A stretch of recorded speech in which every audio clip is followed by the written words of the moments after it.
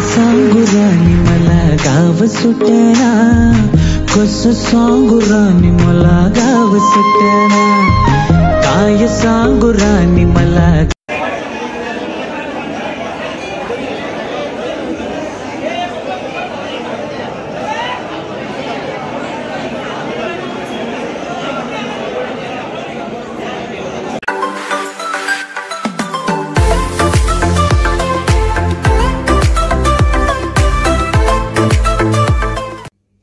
हे guys, welcome back to my channel. कशा तुम्ही? पूनम माने या चॅनलवर तुमच्या सगळ्यांचं खूप खूप स्वागत आहे।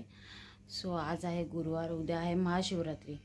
सो आता वाजलेले 11, आम्ही चाललेलो आहोत मंदिरात। सो 12 वाजेपर्यंत तिथे पोहोचू, कारण खूप गर्दी असेल सकाळी। सो आत्ताच जाऊन येऊया, कारण बहिणीला जायचं आहे कामाला। सो निघूयात आता फटाफट। चला माझ्यासोबत। बिचारीचा उपवास आहे, उद्या सुटेल नाही ना। मस्तपैकी सलवार कुर्ता घातलेला आहे आणि त्याच्यावर हे जॅकेट। थंडी भरपूर आहे ना म्हणून।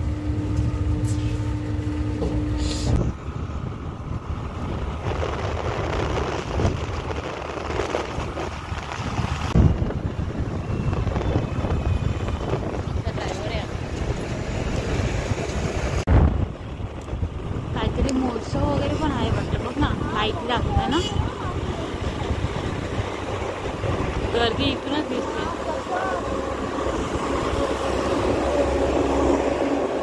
अरे बापरे, गर्दी बघ। OMG,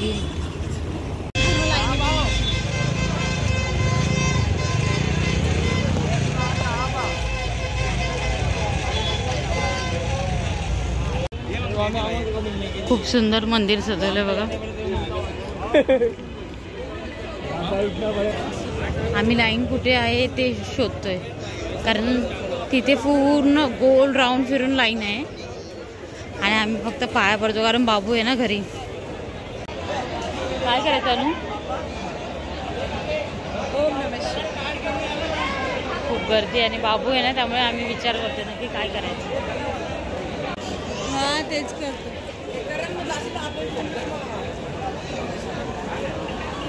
आतमध्ये जातील म्हणून लोकांना आधीच पॅक करून ठेवलंय। लोक इथूनच दर्शन घेऊन जातात। गर्दी एवढी आहे की चेंगरा चेंगरी चालू आहे आतमध्ये। आम्ही इथे साईडला उभे आहे, आरती करू आणि जाऊ।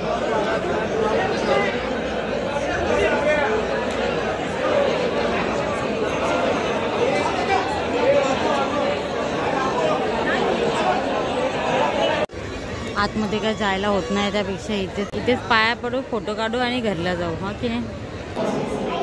इथेच दर्शन घेतलं आणि जातो। घेतलंस?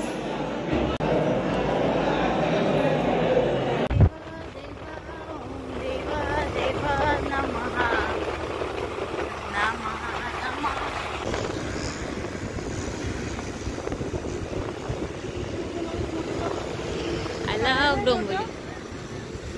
फायनली दर्शन करून आलेलो आहोत। थंडी खूप होती त्यामुळे जॅकेट घातले। आता जाऊया झोप। पार्वती बोली शंकर से सुनिए भोलेनाथ जी, रहना है हर एक जन्म में मुझे तुम्हारे साथ जी। वचन दी